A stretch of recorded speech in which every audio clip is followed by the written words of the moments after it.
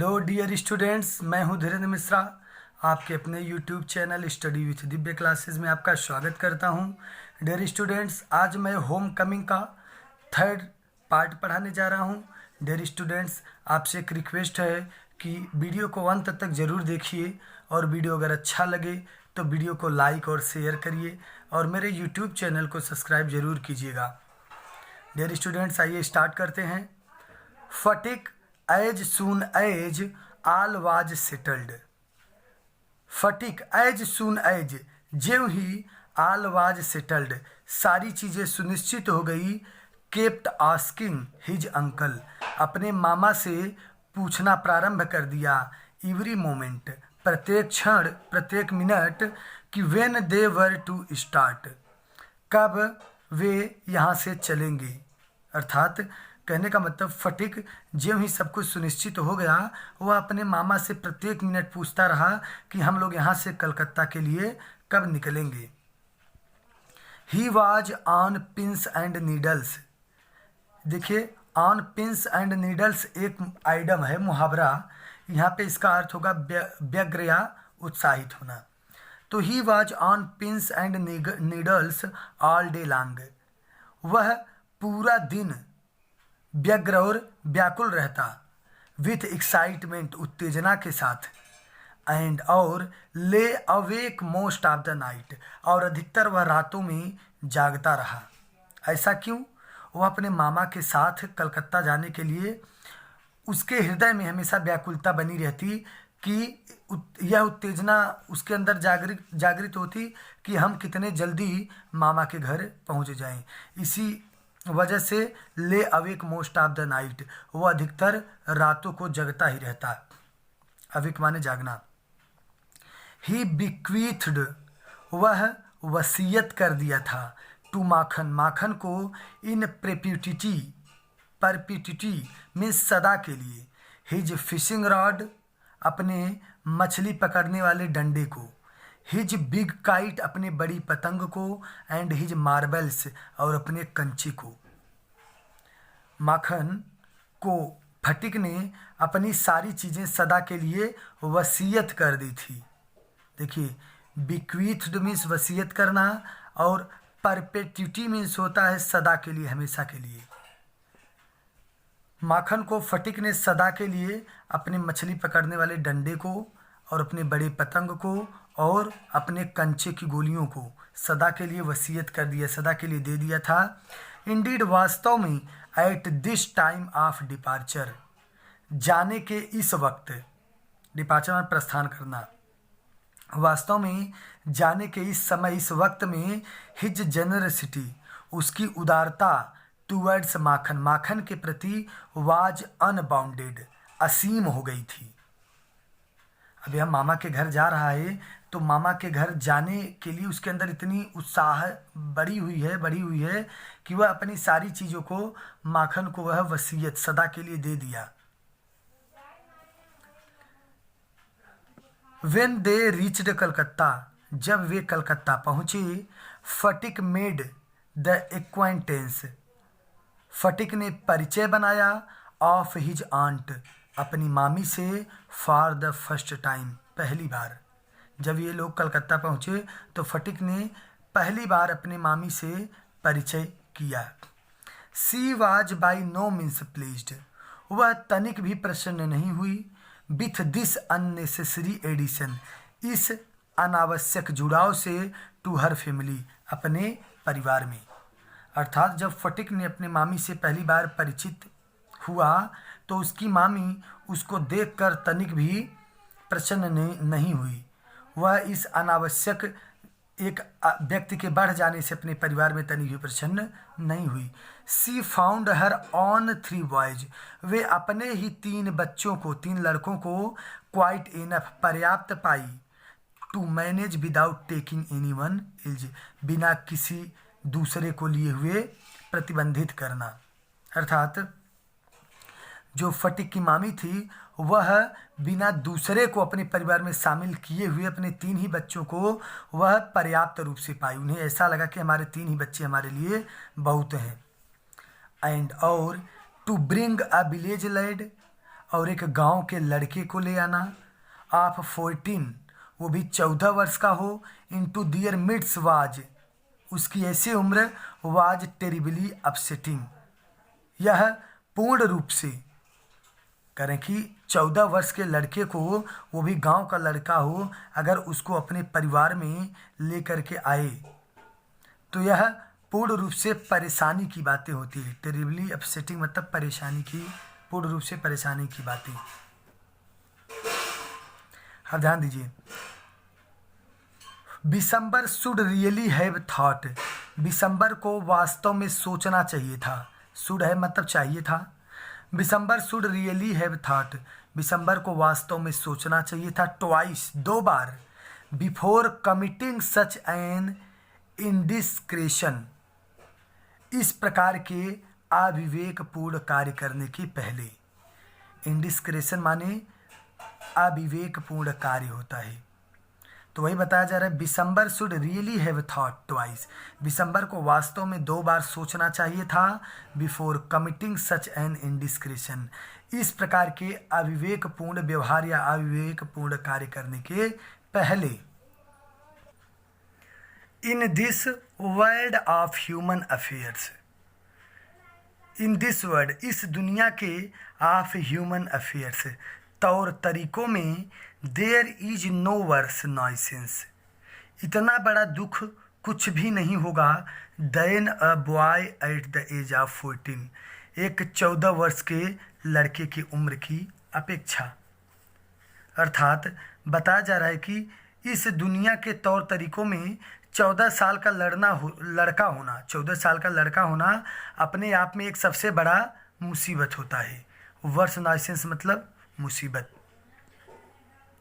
He is neither ornamental, यह न तो सुंदर होता है, ऑर्नामेंटल माने सुंदर, आकर्षक, करके ही इज नाइदर ऑर्नामेंटल, न तो 14 वर्ष का लड़का आकर्षक होता है, नार यूजफुल, नहीं वह उपयोगी होता है, अर्थात नहीं वह किसी काम का होता है। It is impossible to shower affection on him, it is impossible, यह संभव होता है, टू सोवर अफेक्शन, उस पर स्नेह बिखेरना, as on a little boy, जिस प्रकार हम छोटे बच्चों पर करते हैं। अर्थात जिस प्रकार हम छोटे बच्चों का लाड़ प्यार कर सकते हैं, उसको दुलार सकते हैं, उस प्रकार 14 वर्ष के बच्चों को प्यार करना, दुलारना यह असंभव होता है। एंड, और he is always getting in the way, जैसा कि बहुत सारे लोग करते हैं, अर्थात he is always getting in the way, वे अक्सर वह एक रोड़ा बन जाता है। If he talks with a childish, करे कि इफ ही टॉक्स, यदि वह बात करता है, विथ अ चाइल्डिश, बच्चों की भांति, अर्थात बच्चे के लहजे में अगर वह बोलता है, चाइल्डिश लिप्स मतलब बच्चे के लहजे, तो if he talks with a childish Lisp, यदि वह बच्चे की तरह बात करता है, बच्चे के लहजे में बात करता है, he is called a baby, तो उसे एक छोटा बच्चा कहा जाता है। एंड, और इफ़, यदि he answer in a grown up way, लेकिन अगर वह बड़ों की भांति, बड़ों के तौर तरीकों में उत्तर देता है या बातचीत करता है, तो ही इज कॉल्ड इम्पर्टिनेंट, उसे शैतान कहा जाता है। कहने का मतलब बता रहे हैं कि 14 वर्ष के जो बच्चे होते हैं वो बहुत खतरनाक होते हैं, वह न आकर्षक होते, न किसी काम के होते हैं। छोटे बच्चों की बात, उनके ऊपर आप प्यार दुलार भी नहीं बिखेर सकते, वे सदैव आपकी राहों में आकर के रोड़ा बन जाते हैं। वे अगर छोटे बच्चों की तरह बात करते हैं तो वह छोटे बच्चे कहलाएंगे, और अगर वह बढ़ा चढ़ा के किसी बात का उत्तर देने लगते हैं तो उन्हें शैतान कहा जाने लगता है। इन फैक्ट, वास्तव में, एनी टॉक एट ऑल, कोई भी बातें, फ्रॉम हिम, उनके द्वारा की जाए, तो इज रिसेंटेड, करें कि वास्तव में उनके द्वारा कोई भी बात की जाती है तो इज रिसेंटेड, वह एक विरोधाभासी होती है, उसका विरोध किया जाता है। रिसेंटेड माने विरोध करना। देन तब he is at the unattractive growing age, वह अनाकर्षण की बढ़ती हुई अवस्था पर होता है। अनअट्रैक्टिव मीन्स अनाकर्षण, ग्रोविंग एज मीन्स बढ़ती हुई अवस्था। He grows out of his clothes with indecent haste, वह अपने कपड़े से अधिक बड़ा होने लगता है। इंडेसेंट हेस्ट मतलब जल्दी जल्दी, अर्थात बड़े जल्दी जल्दी उसके कपड़े छोटे होने लगते हैं।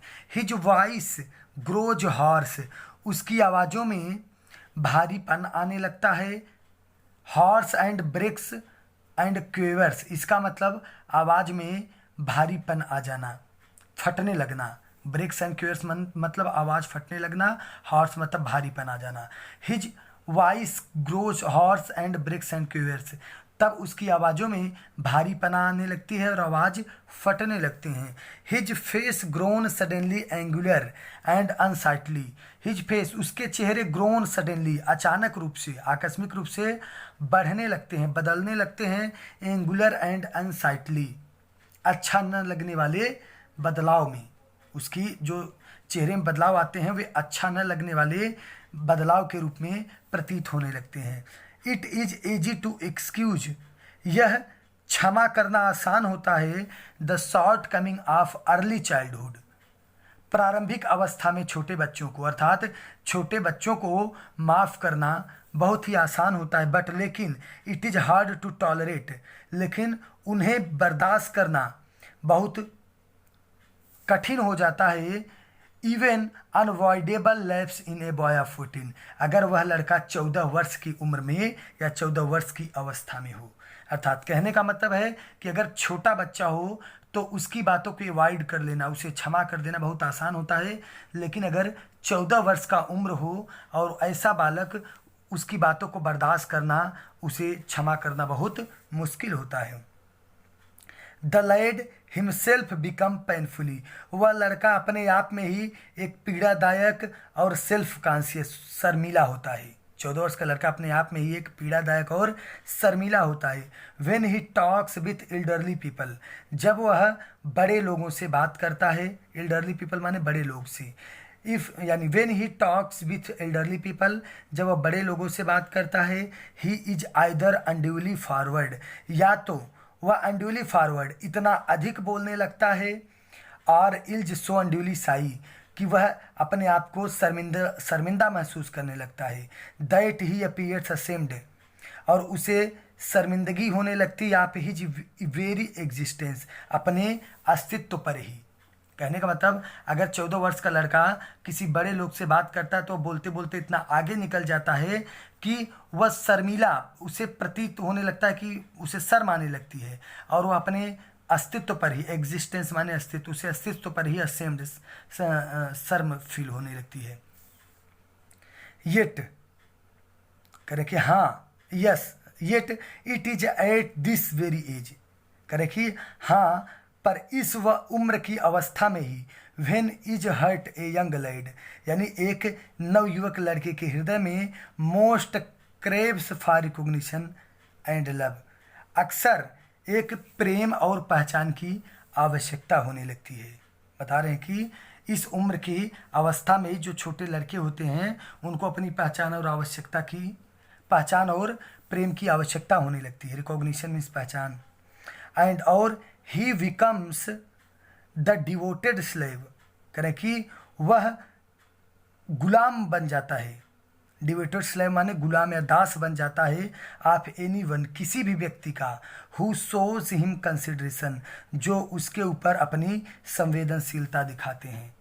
यानी अगर 14 वर्ष के बच्चों के संवेदनाओं को जो भी व्यक्ति समझने लगा, वे उस व्यक्ति के प्रति डिवोटेड स्लेव हो जाते हैं, गुलाम की भांति हो जाते हैं। यानी वो जो कुछ भी करें वो करने को तैयार हो जाते हैं। बट लेकिन none dare openly love him, लेकिन कोई भी व्यक्ति उनसे खुले में प्रेम करने का साहस नहीं करता। For that would be recorded, करें कि for that would be regarded, क्योंकि ऐसा माना जाता है। वुड बी रिगार्डेड मतलब ऐसा माना जाता है एज अनड्यू इंडल्जेंस, कि and there for bad for the boy, कि इसे लाड प्यार में कहीं बिगाड़ दिया जाएगा।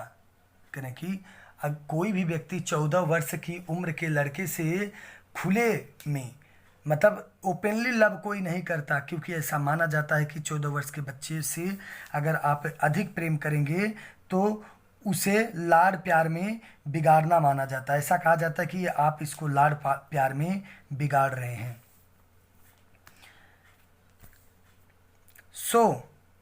इसीलिए वाट विथ स्कॉल्डिंग एंड चैडिंग,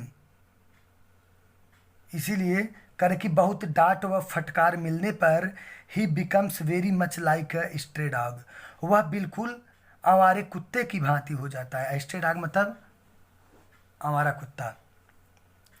तो बता रहे कि इसीलिए वाट विथ स्कॉल्डिंग एंड चैडिंग, बहुत डांट व फटकार मिलने पर ही बिकम्स वेरी मच लाइक अ स्ट्रे डॉग, वह बिल्कुल आवारे या सड़क पर घूमने वाले कुत्ते की भांति हो जाता है। दैट, ऐसे कुत्ते हैज लॉस्ट हिज मास्टर, जो अपने मालिक को खो दिए हों, अर्थात ऐसे कुत्ते की भांति वह हो जाता है जिस कुत्ते का मालिक न होता है और वह मनमानी हो जाता है, उसकी भांति। फॉर अ बॉय ऑफ 14, एक 14 वर्ष के लड़के के लिए हिज ऑन होम, उसका अपना घर, इज ओनली द पैराडाइज, वह स्वर्ग मात्र होता है। अर्थात 14 वर्ष के लड़के अगर अपने ही घर पे रहें तो वह स्वर्ग माना जाता है, उसके लिए अपना ही घर स्वर्ग होता है। To live in a strange house, to live in a strange house, एक अजनबी के घर में रहना, विथ स्ट्रेंज पीपुल, और अजनबी लोगों के साथ रहना, is little sort of torture, यह एक प्रकार की यातना होती है। 14 वर्ष के लड़के के लिए अपना ही घर स्वर्ग होता है, अगर वह अनजान लोगों के घर में अजनबी के साथ रह रहा है तो यह एक प्रकार की यातना मानी जाती है। While the height of bliss, करें कि वहीं दूसरी ओर height of bliss is receive, उसे एक प्रकार का आशीर्वाद प्राप्त होता है। The kind looks of women, अगर औरतें उसे प्रेम से बुलाती हैं, यानी अगर कोई प्रेम पूर्वक उससे मिले, and never to be slighted by them, और अगर उनके द्वारा उसका अपमान न किया जाए। स्लाइटेड माने अपमान करना, अर्थात कहने का मतलब वहीं दूसरी ओर वह लड़का एक बहुत बड़ा आशीर्वाद प्राप्त करता है अगर कोई औरत उसको नीचा न दिखाए, उसे कभी अपमान न करे और कुछ अच्छा शब्द बोलती रहे, तो वह जो है उसके लिए एक आशीर्वाद के रूप में होता है। It was anguish to Phatik, यह फटीक के लिए पीड़ादायक थी। To be the unwelcomed guest in his aunt house, अपने ही मामी के घर में अवांछनीय मेहमान बनकर रहना। एंग्विश मीन्स पीड़ादायक, अनवेलकम मतलब जिसका स्वागत न किया जाता हो, तो अवांछनीय गेस्ट मीन्स मेहमान। तो बता दें it was anguish to Phatik to be the unwelcomed guest in his aunt house, Phatik को अपने मामी के घर में ही अवांछी मेहमान बनकर रहना एक पीड़ादायक था। Despised by this elderly woman, और इस औरत के द्वारा उसका अपमान किया जाता था। डिस्पाइज माने घृणा किया जाता था, एंड स्लाइटेड, इसका अपमान किया जाता था। ऑन एवरी ओकेशन, हर क्षण इसका अपमान और घृणा किया जाता था, और एक अवांछनीय मेहमान बनकर फटीक को उस मामी के घर में रहना बहुत ही कष्टदायक था। If she ever asked him, यदि वह कभी उससे कहती टू डू एनीथिंग, कुछ करने के लिए, अर्थात यदि उसकी मामी फटीक से कोई कार्य करने के लिए कहती तो फॉर हर, उसके लिए, अपने लिए, तो he would be so overjoyed, वह इतना अधिक प्रसन्न हो जाता दैट कि he would over do it, वह इसे आवश्यकता से ज़्यादा कर देता। फटीक की मामी जब फटीक को अपने लिए कोई काम करने के लिए कहती तो फटीक इतना अधिक उत्तेजित हो जाता कि वह आवश्यकता से ज़्यादा उस काम को कर देता। एंड और देन, तब सी वुड टेल हिम, तब वे उस पर चिल्लाने लगती कि not to be so stupid, इतना मूर्ख मत बनो, बट बल्कि to get on with his relation, बल्कि अपना ही कार्य करो, अपने कार्य से मतलब रखो। द क्रैम्ड एटमॉस्फियर, यह तंग वातावरण, आप निगलेक्ट, मना करने वाले, इन हिज आंट्स हाउस, उसके मामी के घर के, ऑप्रेस्ड फटीक पर अत्याचार फैला दिया था। सो मच, इतना अधिक दैट कि ही फेल्ट दैट, वह महसूस करने लगा कि ही कुड हार्डली ब्रीथ, बड़ी मुश्किल से वह सांस ले पा रहा था। यह तंग वातावरण, यह मना करने वाले जो तंग वातावरण थे, वह फटीक को इतना ज़्यादा पीड़ित कर दिया ऑपरेस्ड माने अत्याचार करना है, पीड़ित करना। फटिक ऊपर इतना ज़्यादा पीड़ादायक हो गया, फटिक इतना ज़्यादा पीड़ित हो गया था कि ही कुड हार्डली ब्रीथ, वह बड़ी मुश्किल से सांस ले पा रहा था। He wanted to go out into the open country, he wanted to go out, वह जाना चाहता था इनटू द ओपन कंट्री, कहीं खुले स्थानों पर, एंड और फिल हिज लम्स, और अपने फेफड़े को, एंड ब्रीथ फ्रीली, स्वतंत्रता से सांस भर देना चाहता था। वह चाहता था कि मैं खुले स्थान पर चले जाऊं और अपने फेफड़े को मैं स्वतंत्रता से सांस से भर दूं, अर्थात मैं स्वतंत्रता रूपी सांस ले सकूं। बट लेकिन there was no open country to go to, लेकिन वहाँ पर जाने के लिए कोई भी खुला स्थान नहीं था। Surrounded on all sides by Calcutta, Calcutta चारों ओर से घिरा हुआ था, हाउसेज एंड वॉल्स, घरों से और दीवारों से। जो कलकत्ता में उसके मामी का घर था वह चारों ओर से घरों और दीवारों से घिरा हुआ था। He would dream night after night, वह रात्रि प्रति रात्रि वह स्वप्न देखता ऑफ हिज विलेज होम, अपने गांव के घर का। ध्यान दीजिए कि he would dream night after night, वह रात प्रति रात स्वप्न देखता, यानी हर रात वह स्वप्न देखता ऑफ हिज विलेज होम, अपने गांव के घर का।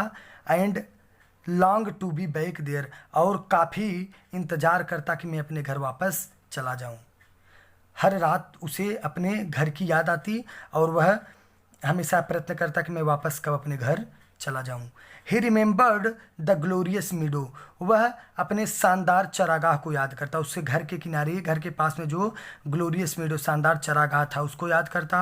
Where he use to fly his kite all day, जहाँ पर वह पूरा दिन पतंग उड़ाया करता था। यूज टू मतलब किया करता था। वह रात्रि में स्वप्न में अपने उस शानदार चरागाह को याद करता जहाँ पर वह पूरा दिन घूम टहलकर अपने पतंगों को उड़ाया करता। द ब्रॉड रिवर बैंक, और विस्तृत नदी के किनारे को याद करता। वेयर, जहाँ ही वुड वांडर अबाउट, जहाँ पर वह घूमता भटकता। द लिव लॉन्ग डे, यानी पूरे दिन सिंगिंग, जहाँ पर वह गीते गाता। एंड साउटिंग फॉर जॉय, और जहाँ आनंद के साथ चिल्लाता। वह बता रहे हैं कि वह अपने उस विस्तृत नदी के किनारे को रात के स्वप्न में याद करता जहाँ पर वह दिन प्रतिदिन घूमता टहलता, पूरे दिन गीत गाता और आनंद के साथ चिल्लाता। द नैरो ब्रूक्स, और कहें कि उस संकीर्ण छोटे तालाब को वह याद करता। नैरो मतलब संकीर्ण, ब्रुक्स माने तालाब। वह अपने छोटे तालाबों को याद करता स्वप्न में। वेयर, जहाँ ही कुड गो, जहाँ वह जाता था। एंड डिव, डुबकी लगाता था। And swim at any time, और किसी भी समय तैरता था। ही लाइट, जब उसकी मर्जी करे, अर्थात वह स्वप्न में उस छोटे तालाब को याद करता जहाँ पर वह हमेशा जाया करता और डुबकियाँ लगाता, तैरता हर पूरे दिन भर, जब उसकी मर्जी कहती। ही थॉट,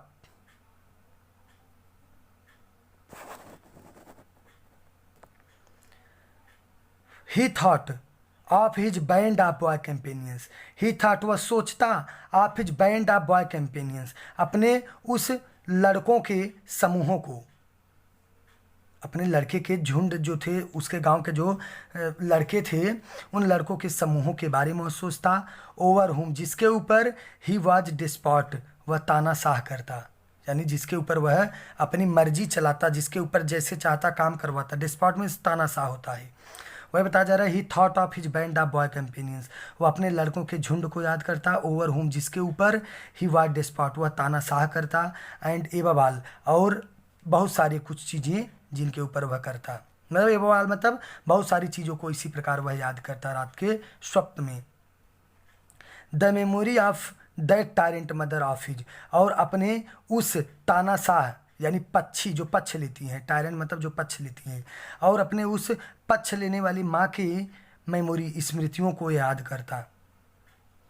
उसकी माँ माखन का पक्ष लेती थी ना, तो वही बता रहा है कि the memory of that tyrant mother of his, वह अपने उस पक्ष लेने वाली माँ की स्मृतियों को याद करता।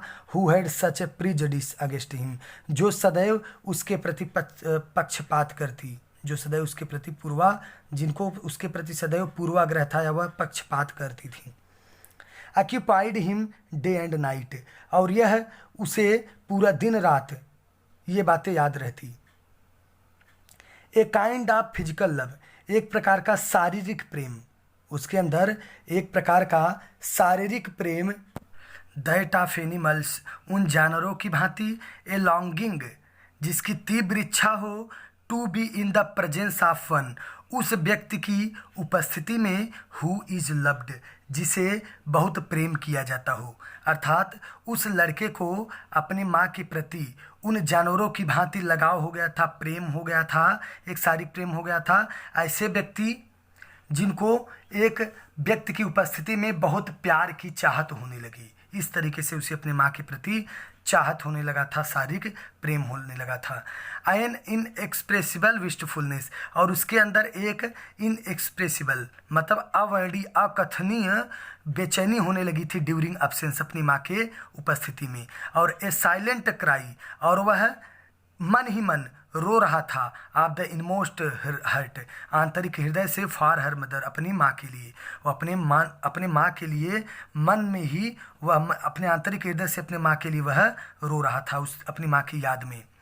Like the lowing of calf in the twilight, और उस तरीके से रो रहा था, लाइक जैसे कि द लोविंग ऑफ कॉल्फ, जैसे बछड़े अलग होते हैं इन द ट्विलाइट, रात्रि के समय में अपनी माँ से। जैसे शाम का समय होता है और अंधकार में माँ को बछड़े नहीं दिखाई देते तो बछड़ा रोने लगता है, उसकी भांति उसे अपने माँ के प्रति शारीरिक प्रेम होने लगा था। दिस लव, यह प्रेम, which was almost an animal instinct, जो बिल्कुल पशु की प्रवृत्ति के जैसा था। Agitated the sigh, agitated the sigh, जो परेशान किए जा रहा था। शर्मिला, नर्वस, करें कि उस व्यक्ति को शर्मिला, इसके बाद नर्वस, घबराया हुआ। लीन, पतला, अनखाउथ मतलब गंवार, एंड अगली बॉय, और कुरूप लड़के की भांति उसे करें कि जिससे उस शर्मीले, घबराए, पतले, दुबले, गंवार और बदसूरत लड़के को यह बात परेशान किए जा रहा था। No one could understand it, कोई भी व्यक्ति इस बात को समझ नहीं पा रहा था। बट, लेकिन, it preyed upon his mind continuously, but बल्कि, इट प्रेड अपान, बल्कि यह पीड़ादायक बनता जा रहा था, हिज माइंड, उसके दिमाग पर, कंटिन्यूली, लगातार। अर्थात ये बात दिन भर हमेशा उसके दिमाग पे, उसके मस्तिष्क में एक पीड़ा के समान गूंज रहा था।